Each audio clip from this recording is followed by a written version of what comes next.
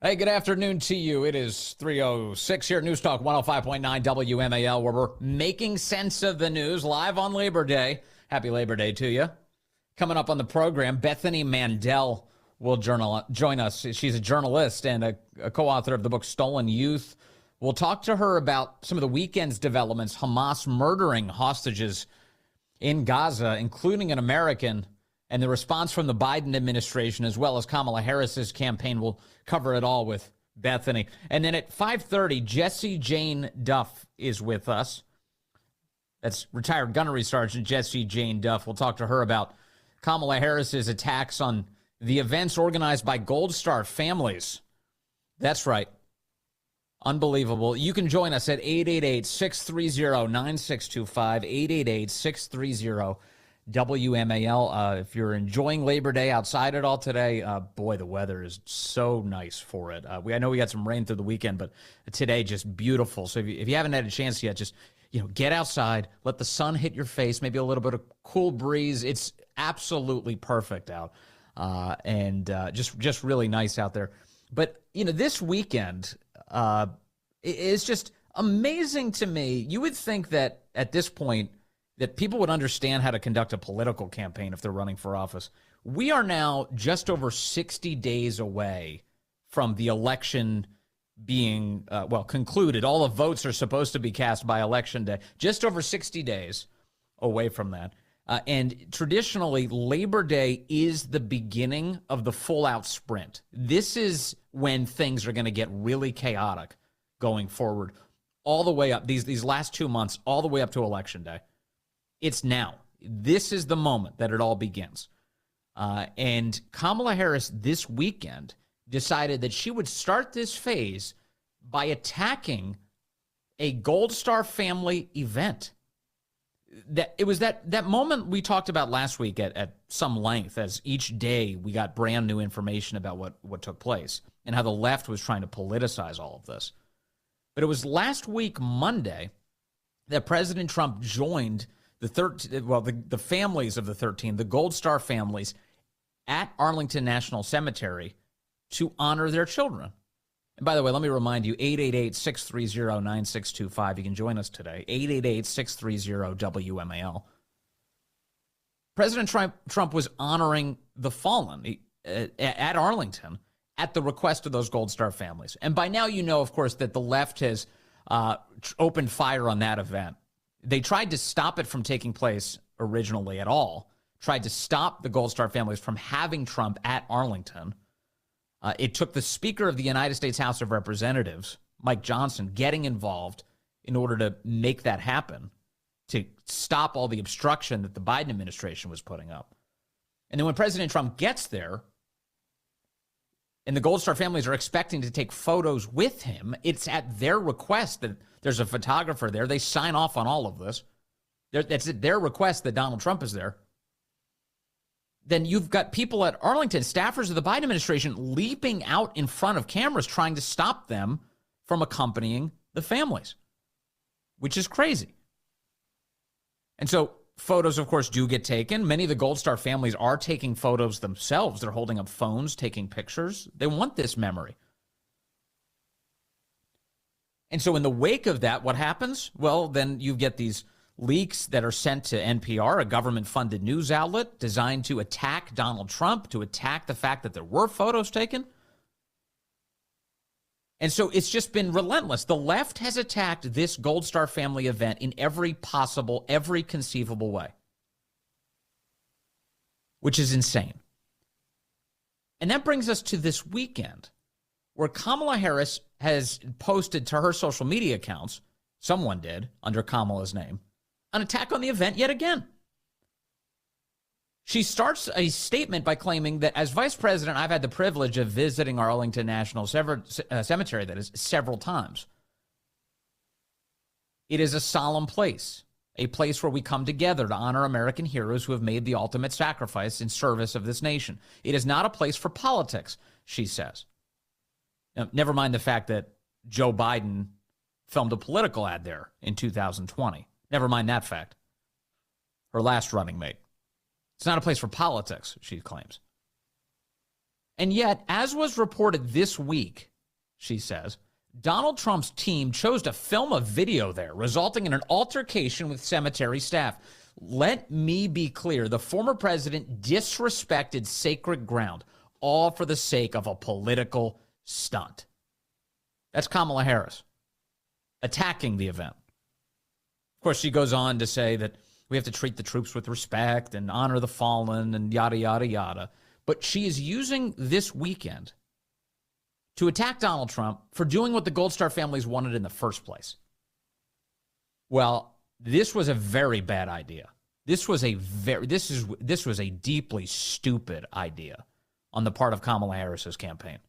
Whoever came up with this, they're an idiot. Because this is the way you make a political campaign implode.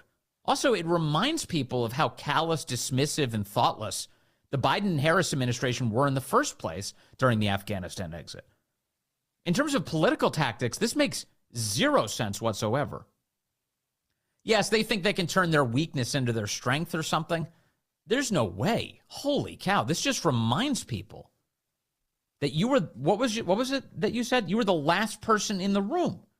Here's Kamala Harris describing her own role. Remember? President Biden always said that he wants you to be the last person in the room, particularly for big decisions, just as he was for President Obama. He just made a really big decision, Afghanistan. Yes.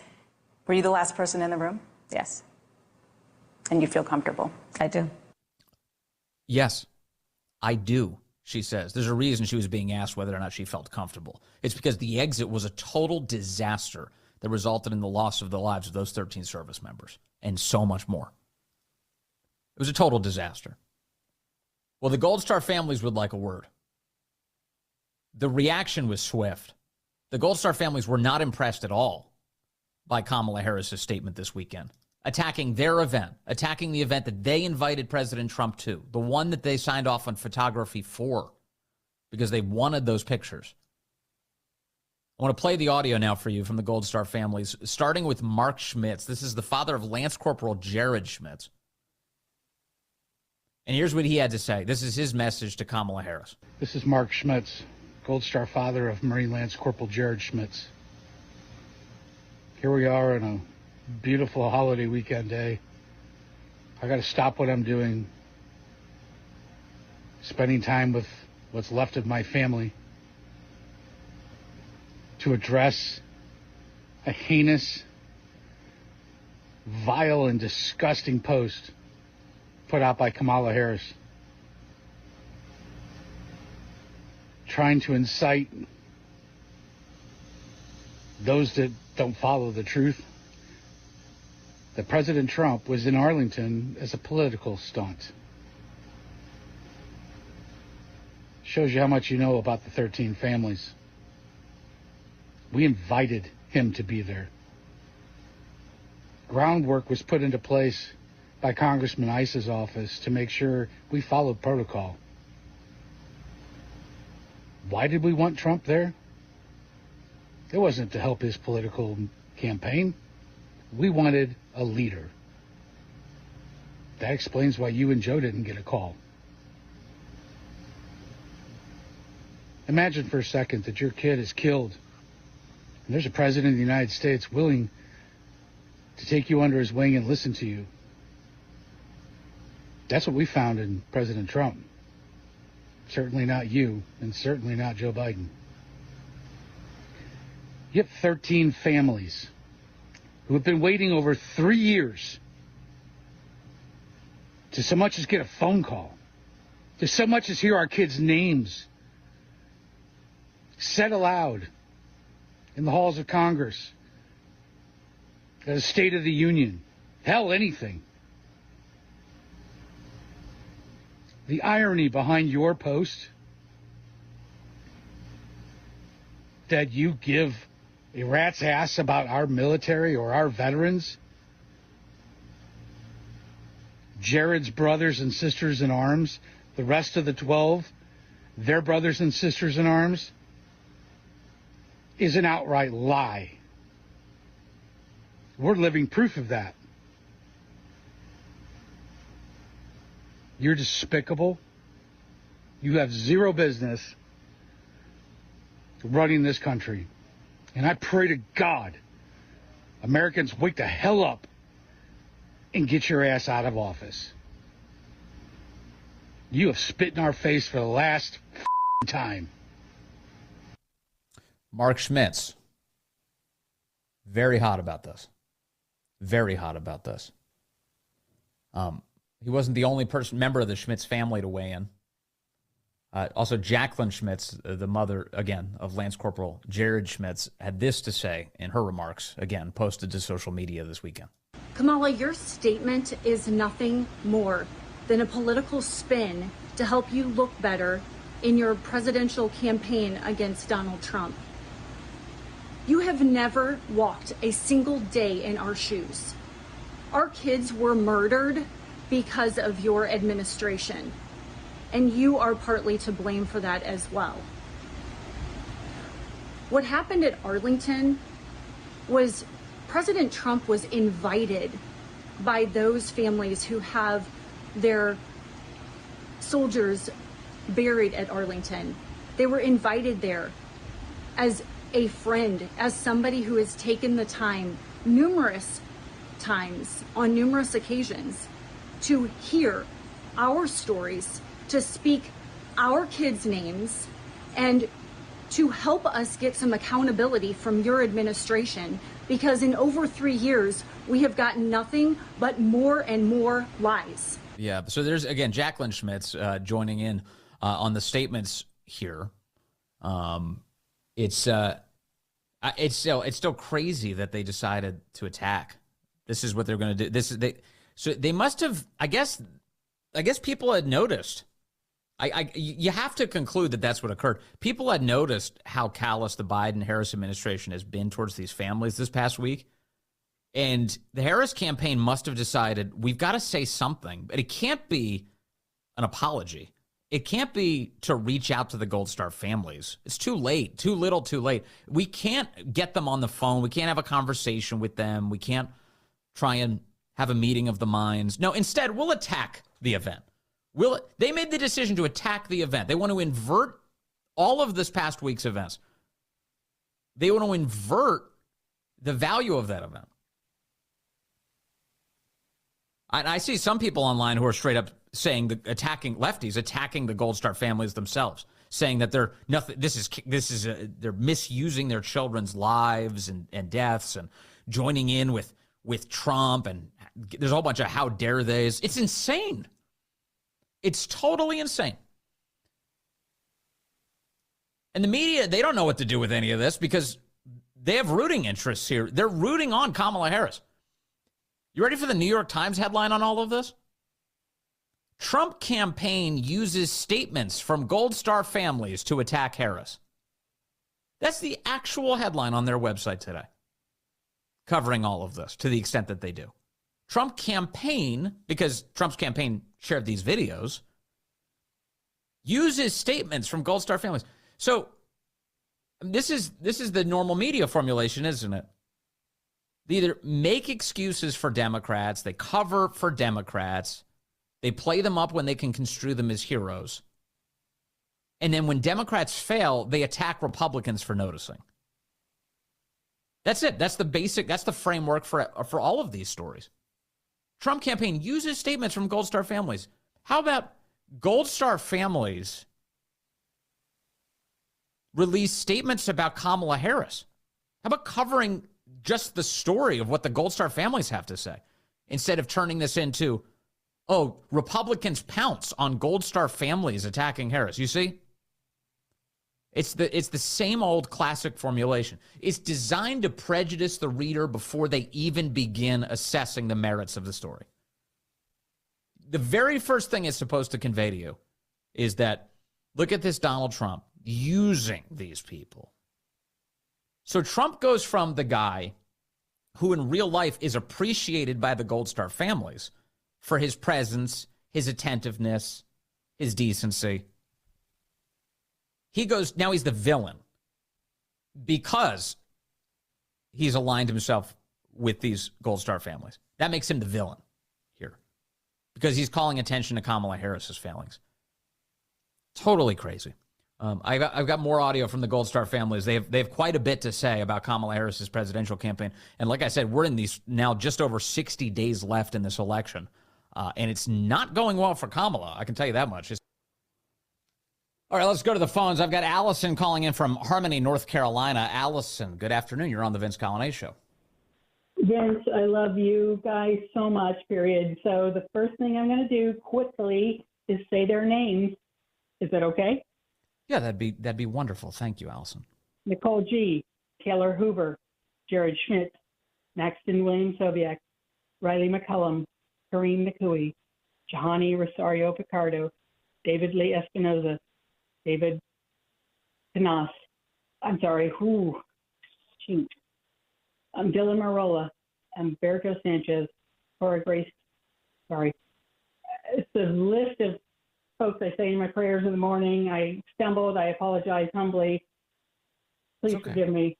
That's okay. Every morning I think of these people, that they were willing to give their lives for our country. I'm a veteran. I don't care that I'm a veteran. I was in the Cold War. It's not a big deal. But these people literally gave their lives. And this administration, God, there are words I'm not allowed to say on the radio. They don't care. What is happening to our country? Vince, help me understand. Yeah, they see this as an embarrassment to themselves, so they don't want to talk about it. And they don't want to meet with the families. They don't want to talk to the families. They don't want to do what you just said, which is to say their names in public. They want people to forget about it. But so long as people are reminded of it by events like last week, the families welcoming Donald Trump with them to Arlington National Cemetery and bringing their children the attention that the Biden administration refuses to give, what's happened is the left has decided that it's reached a critical mass. Too many people have noticed, so now they have to attack it, which is yet all the more reason why they need to be, as you appropriately point out, not empowered anymore, because that's the craziest possible thing. To attack the people who have died for this country? No, it's time to go. It's time to go. Thank you for your service, Allison. I really appreciate the call and the decision to read the names. That's a really touching tribute. Thank you for that. All right. I do have more audio from those families, and I'd like to share it with you coming up. But before we get there, Daniel Turner is going to join us just moments from now. Good friend of the show. We'll talk to him about Kamala Harris's policies, her presidential campaign policies, to the extent that anyone can find anything about them. There's not even a website up on her page, no policy page whatsoever. And they think they're going to be able to coast their way through the campaign like that. We'll talk to Daniel about it next. Hey, good afternoon to you. It is 3:35 here, News Talk 105.9 WMAL, where we're making sense of the news. Coming up, Bethany Mandel joins us at 4 o'clock. We'll talk to her about the latest news out of Israel. Hamas killing 6 hostages recovered by the Israeli Defense Forces, including an American citizen. We'll discuss everything with Bethany. And then Jessie Jane Duff is with us. She's a Marine.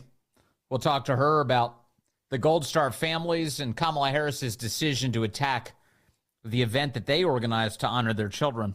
And you can join us at 888-630-9625, 888-630-WMAL. Speaking of Kamala Harris, she was in Detroit, Michigan today, also going to be doing a joint appearance alongside President Biden in Pittsburgh, Pennsylvania this afternoon to, in both cases, speak to union members. It's Labor Day, you see, which is why Kamala Harris debuted this preposterous accent when she was speaking to them earlier. You better thank a union member for the 5-day work week.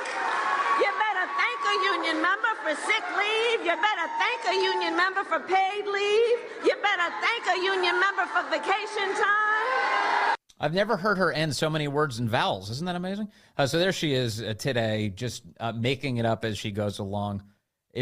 Are we certain? Is that Associated Press piece real? Have we established it?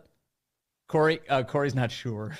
Corey, I gotta see this. Apparently, there's a piece today in the Associated Press suggesting that Kamala Harris is proficient at code switching, which means just making up your accent based on the audience you're speaking to. It's amazing. It really is amazing. Anyway, so Kamala Harris's campaign barrels forward. Here to discuss what that looks like is the great Daniel Turner. Daniel is the founder and executive director of Power of the Future. He's a wise student of all things political, and he joins us now. Hello, Daniel. Good to talk to you today, sir. Well, Vince, gosh golly garndee, I'm just here shucking corn with my friends in Virginia. That's my new accent for your show. Do you like it? I was going to roll that out today. I figured I'm a Virginian farmer, so I should probably talk like that.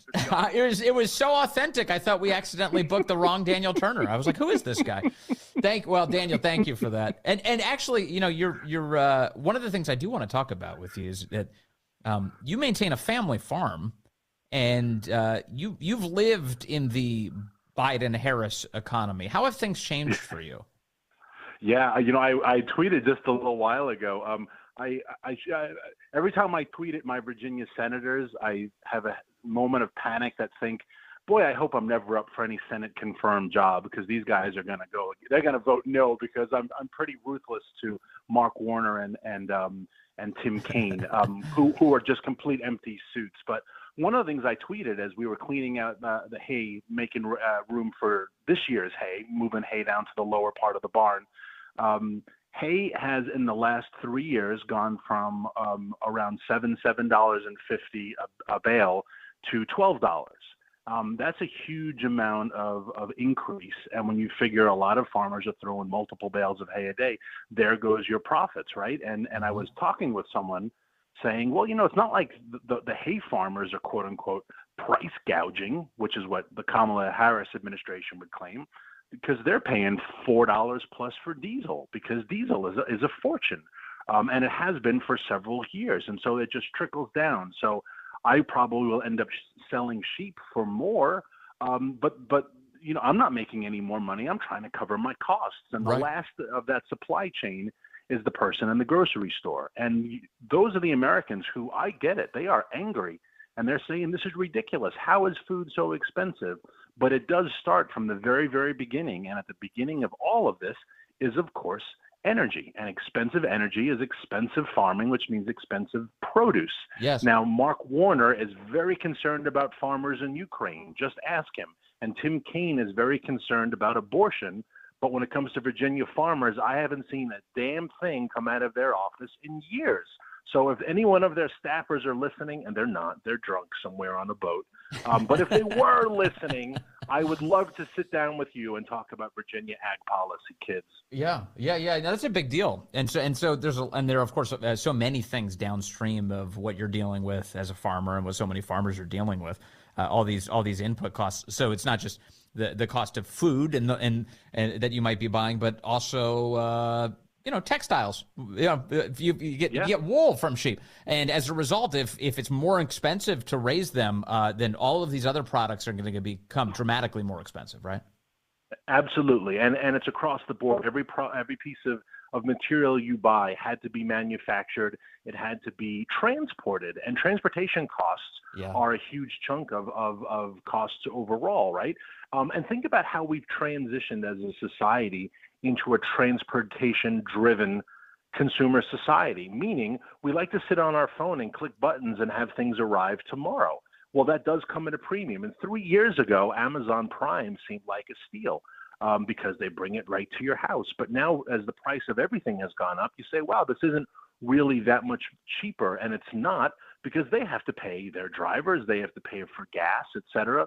So it's just across the board. And this, when it takes root in the economy after years, as it has, you just begin to feel the sense of stagnation. And that's kind of where we are when you see statistics that the average American family is going out of pocket. Is it at $12,500 more a year just to maintain the same quality of life they had in 2020? I mean, that's an absurd amount of money, and it's all going to very high prices, which come from very bad government policies. So, Daniel Turner, let me play the economy answer from Kamala Harris. She was in that CNN interview with Dana Bash last week.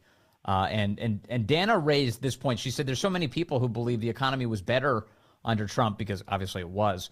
Here's how Kamala answered that. Do you still want to ban fracking? No, and I made that clear on the debate stage in 2020, that I would not ban fracking. As vice president, I did not ban fracking. As president, I will not ban fracking.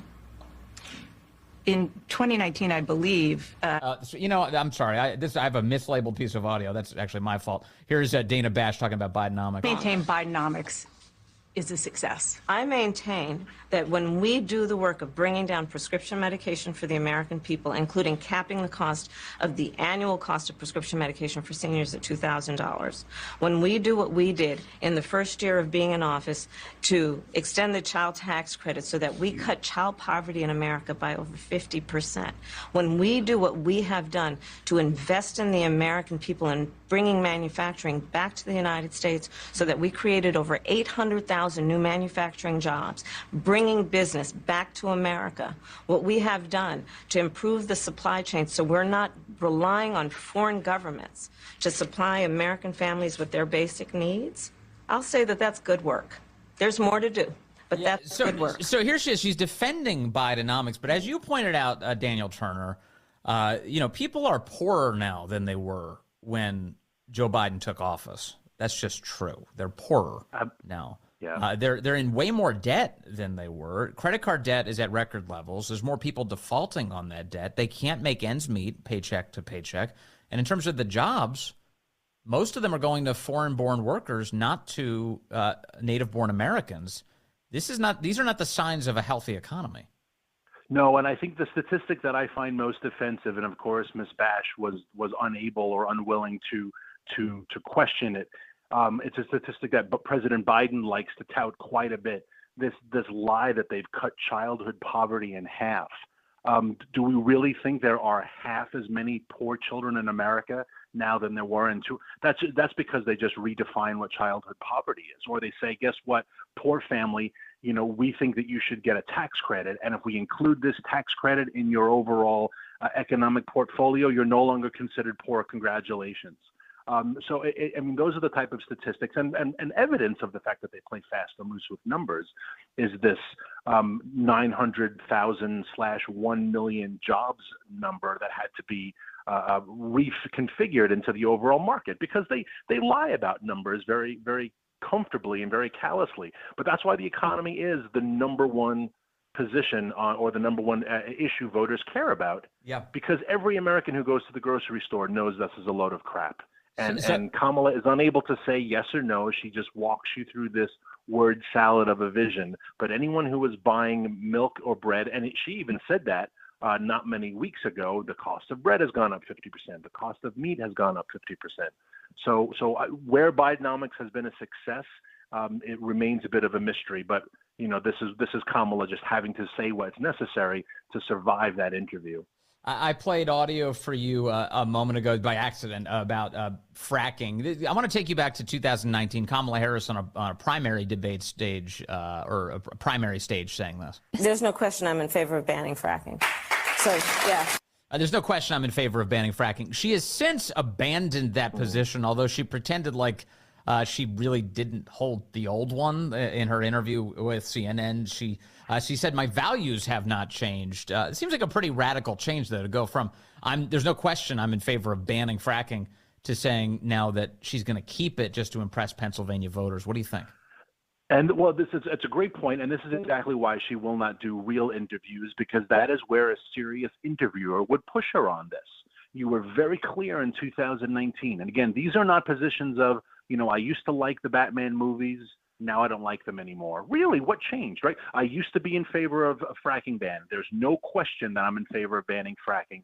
To, I no longer believe that. Well, what changed? Did you not understand something about fracking in 2019? Have you learned something about the industry in the last couple of years that you've, quote unquote, evolved on the issue? Why the change? Because it is not just a position of flavor or of attitude.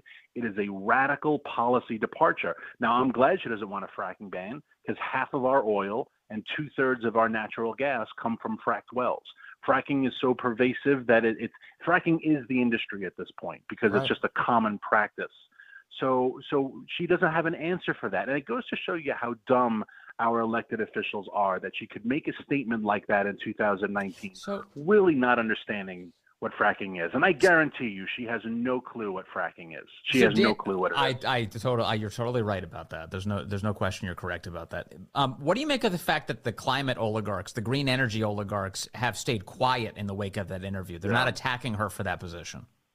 Well, this goes to show you that they know she's lying, and they are staying quiet because ultimately they will be better off with her as president. We've spent trillions of dollars on the green agenda.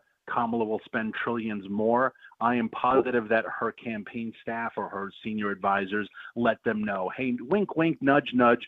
She's going to say this, but you and I both know this is a lie. And evidence of that is, look at what the pro-life groups are doing when it comes to President Trump on the thought that he has betrayed their position. They won't shut the hell up. Now, they will say, well, this is the only issue I care about, and I'm not going to be quiet until I know precisely where he stands.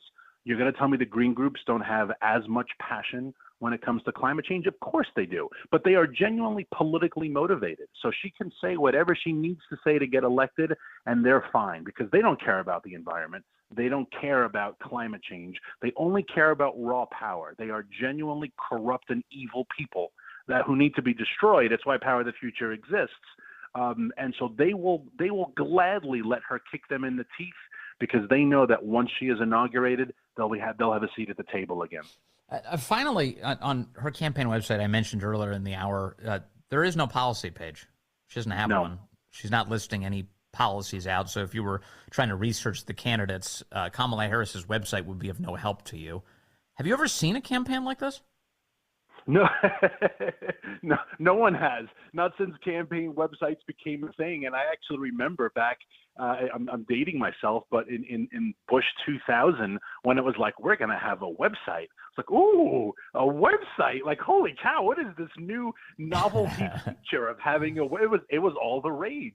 And then Spanish websites came out. And so I've seen the evolution over the last 24 years of campaigns as social media and the internet has played its role.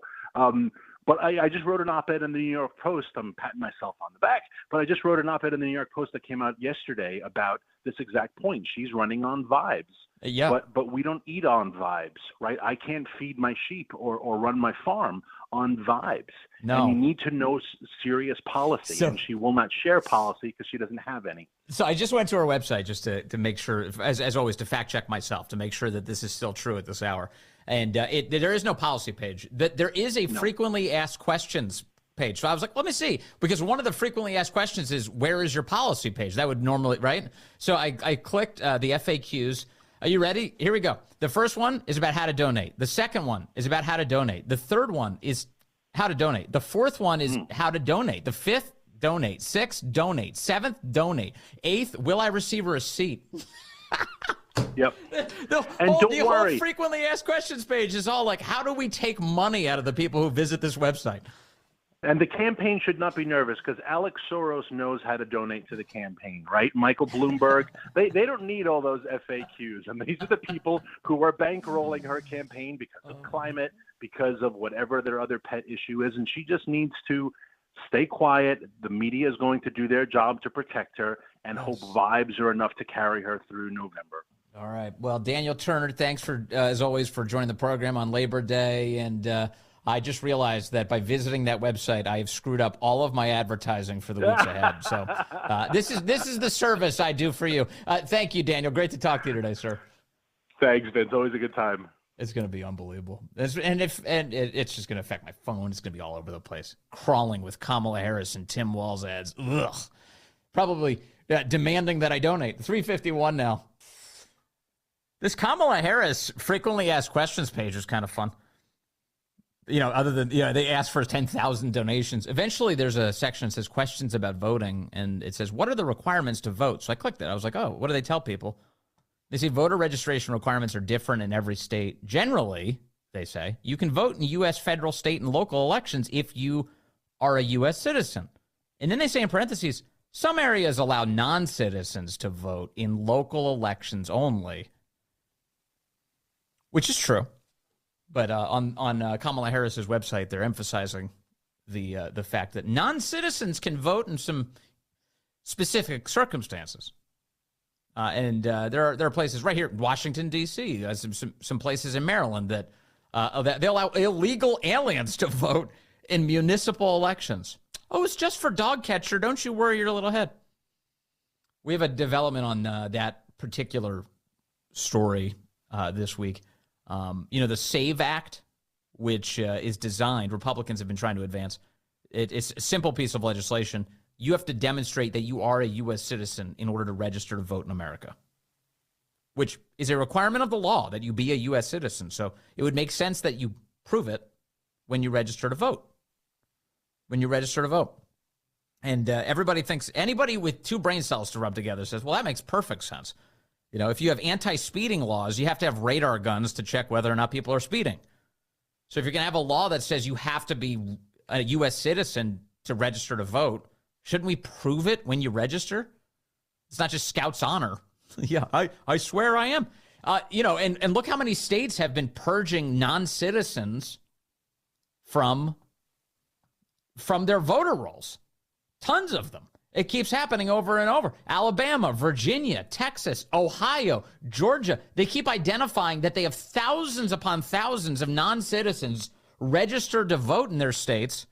It's like, well, that's a problem. We should get rid of that. How far-reaching do you think that is? So the SAVE Act back in the news today. Speaker Mike Johnson putting it there. I'll tell you more about that and a lot more ahead on the Vince Coglianese Show.